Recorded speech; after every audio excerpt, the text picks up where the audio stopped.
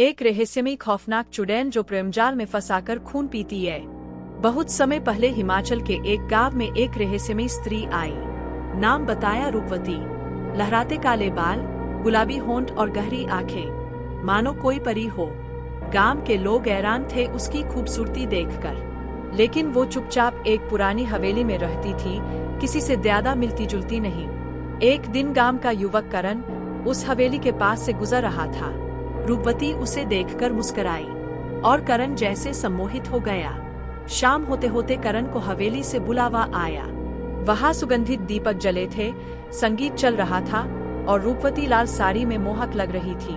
आज की रात सिर्फ हमारी होगी, उसने धीरे से कहा।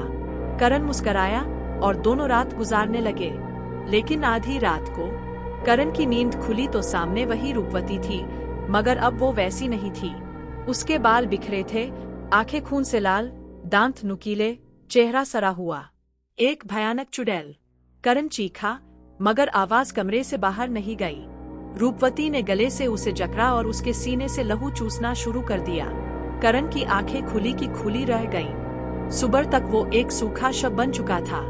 गांव में अफवाह फैली, जो भी पुरुष उस औरत के पास रात बिताता है, सुबह तक लाश बन जाता है। पर हर नया युवक जब उसे देखता, उसकी सुंदरता में खो जाता। वो फिर किसी और को बुला लेती और रात का वही सिलसिला दोहराया जाता। लोगों ने हवेली को शापित कहा, साधु बुलाए गए, तंत्र किया गया, पर कुछ न बदला। आज भी वो हवेली वीरान खड़ी है और कभी कभी कोई परदेसी मुसाफिर वहां रात बिताता है।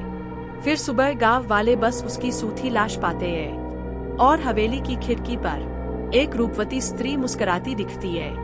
उसकी आंखों में अब भी लाल प्यास है। फिर भी आपने रूपवती के इस वीडियो को लाइक, सब्सक्राइब और शेयर नहीं किया।